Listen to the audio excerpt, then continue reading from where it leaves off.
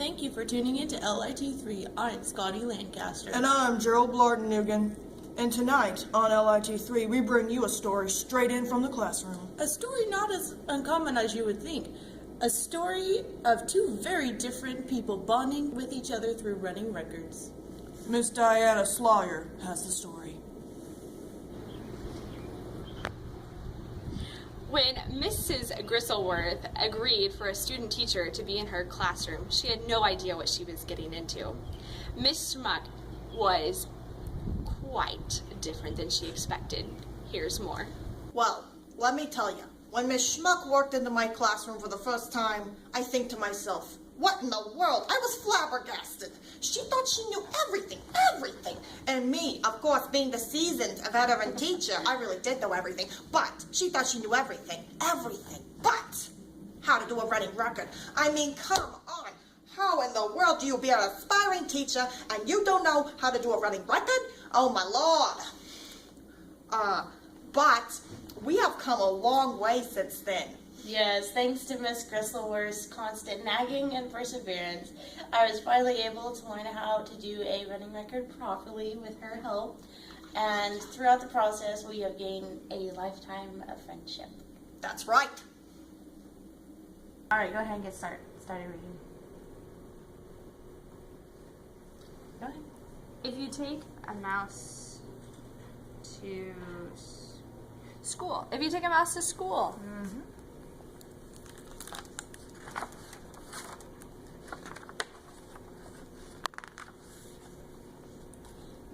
If you take a moose to school, he'll ask you for your lunch. When you give him your lunch, he'll want a sandwich and a snack for some other time. Then he'll want a notebook and some pens. He'll probably want to share your backpack too.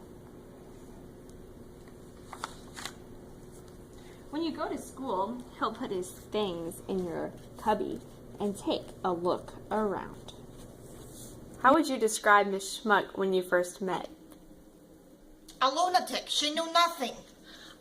She did not know a repetition from a substitution. When I saw her do her first running record, I nearly lost my dentures. She knew nothing. And so I knew right then and there I had to learn her a thing or two about running records. And I did. All right, Miss Schmuck. When I watched you do your first running record, I clearly saw that you did not know what you were doing. Is that correct? More or less. All right, well, nice try, but I could clearly know you just didn't know anything.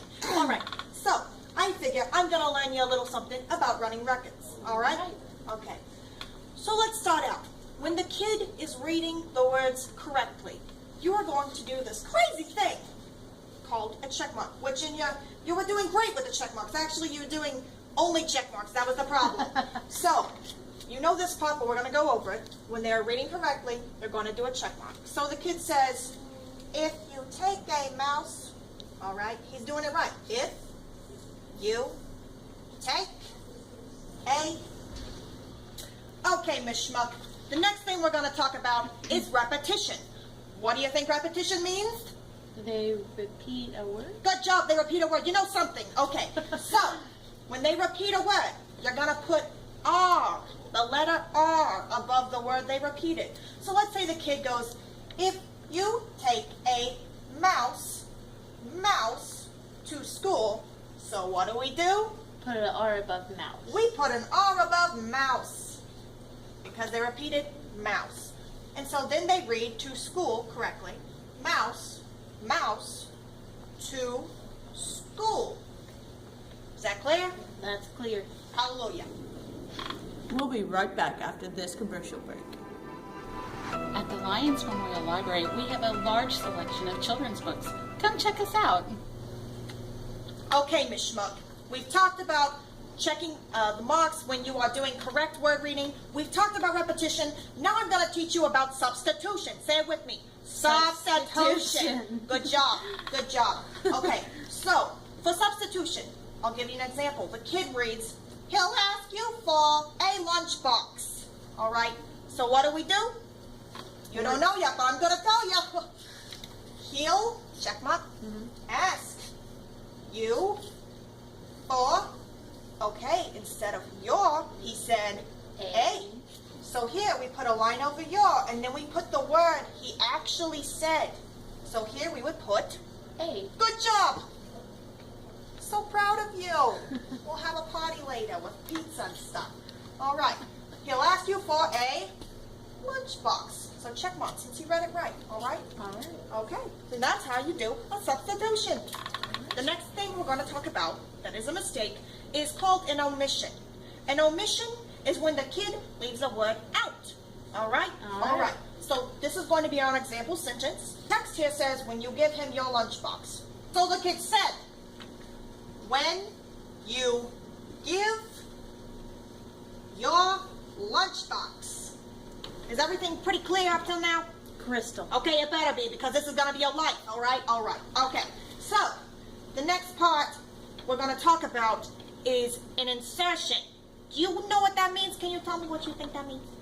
Well, I'm assuming they're going to insert their word somewhere. You are smarter than I ever thought. I'm so proud of you. High the five. Okay. He'll want a sandwich. So he read that whole stinking line right. The kid's doing great. Okay. All right. So the next part, though, they're going to do an insertion. All right. So are you ready? I'm ready. And a. Okay, and the kid decides this sentence is too boring. He wants to add a word. He wants to add the word yummy snack. Okay, so he says, and a yummy snack for later. Okay, so then you say, oh, he said yummy. So you put this little symbol. And then you write the word yummy.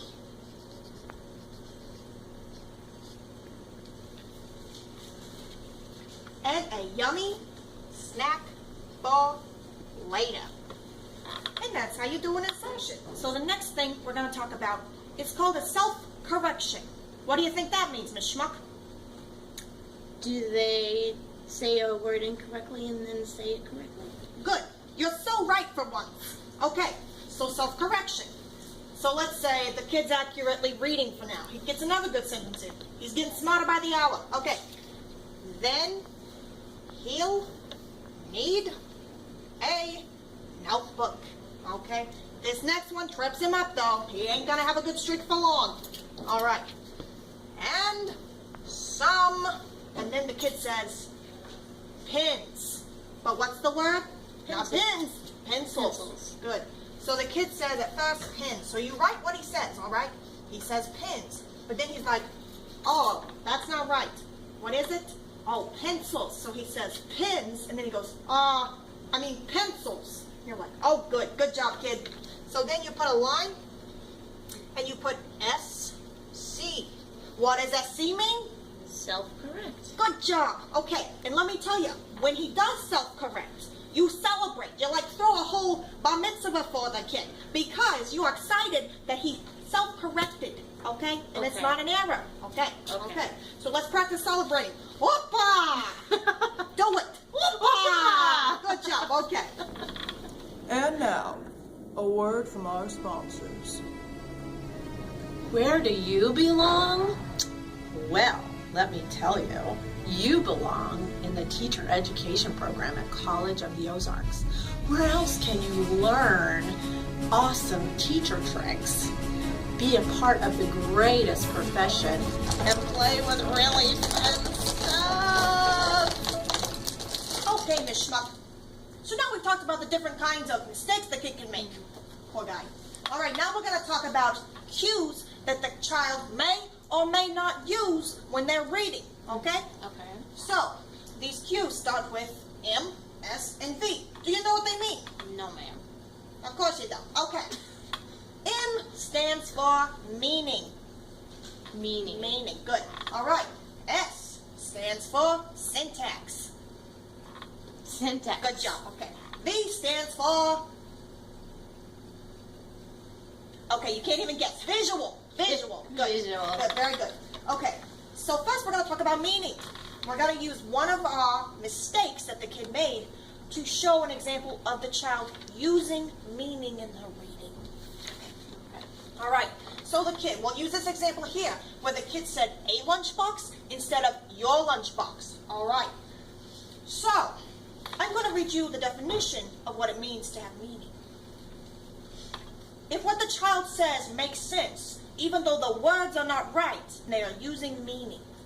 But if it doesn't make sense, they're not using meaning. Pretty easy, right? Okay. Sounds easy enough. So let's see. He'll ask you for a lunchbox instead of your lunchbox.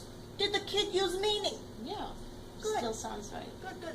So we're going to put an X in the meaning box to show that he did use meaning. Okay, Miss Schmuck, do you remember what the S stands for? Syntax. Oh, good job. Okay, syntax.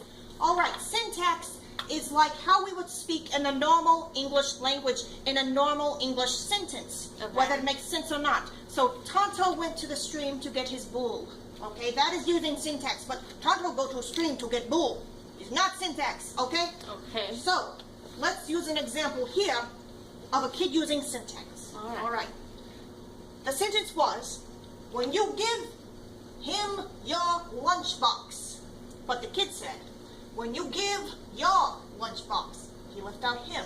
Does the sentence still make sense? Yes. Yeah. So that means we get what under S? An X. An X. The kid used syntax. All right. Next, we're going to talk about before Visual. Good job. Woohoo. Okay. So, the example, well, let's explain visual first. What do you think visual means? Do the words look similar? That's right. So if the kid reads click instead of the word cluck, that would be that he had visual because they look similar. He at least tried. So, a kid is using visual cues. If the sounds from their mouths match the symbols, which are the letters, they match them on the page. All right? Then they're using visual. All right. So the example I'm going to use for this is this mistake right here. Okay? So the sentence is, original sentence is, and some pencils. But our kid said pins, and then he self-corrected. But why do you think he said pins? Because the first three letters are pin. Is pin. Right. The first three letters are pins. So the kid saw pin, and he's just like, well, I'm just going to say pins. But then he was like, well, that's not right. All right. So did he use visual when he started to say pins? Yes. Yes, he did. So he gets a check mark on the visual. Oppa! Oppa! You're learning. Good job. Okay. All right, Miss Schmuck. This is about everything you need to know. Do you feel more prepared to do running records now? Absolutely. Good, good. Oppa! Oppa! How did you feel about that instruction? Well, in the beginning, I thought I knew everything that I needed to know to do writing records, but in the end, looking back, it was divine intervention. If you take a mouse to school, if you take a mouse to school, he'll ask you for a lunchbox. When you give your lunchbox, he'll want a sandwich and a yummy snack for later. Then he'll need a notebook and some pencils. Very good. Oppa! Oppa! Great job. What do you take away from this experience? What I take away from this experience is the importance of why we do writing records the way we do, why we ask the children all these questions, just to maintain their level of experience and to keep a track of it so that ultimately they can become a better reader. And friendship, of course. What she said. Look, I got a little something for you, babe. Oh, thank you, Miss Chris. This is your teacher sweater so you can become a veteran teacher like me. Oh, you didn't really have to. Shut up. You've been listening to Just In From the Classroom on LIT 3. I'm Diana Sloyer, and I'm sending it back to the newsroom with Gerald and Scotty.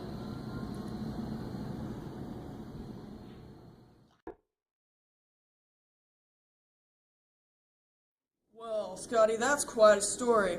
Quite touching indeed. That it is, Gerald. Well, this concludes tonight's airing of LIT3. Tune in next week for a rundown of the implementation of best practices. Until next time, I'm Gerald Blardenhugen. And I'm Scotty Lancaster. Have a good night and keep reading.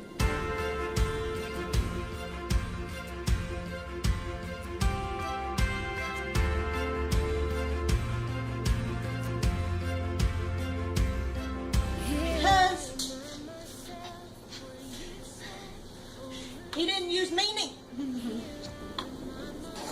Sorry. I'm It's okay. Thank you for tuning in to LIT3. I'm Scotty Lancaster. And I'm Gerald Blardenhugen. And tonight on LIT3, we are bringing you a story just... Well, let me tell you, when Miss Schmidt... Good, you're so white. White? You're so white. Miss Schmuck, can I go to the bathroom? Yes, Johnny, you can go. and you needed to wash Miss Schmuck, do I have to get a bathroom pass? Yes, Johnny, get a bathroom pass. to the bathroom. Miss Schmuck, I already went to the bathroom. Oh, Johnny! Nice and clean. Go find Mrs. Gristleworth. He'll be ready. Blocks. All right, that's all we need today. Thank you. You can go and do your work now. You did great. Miss Schmuck, Miss Gristleworth is hiding.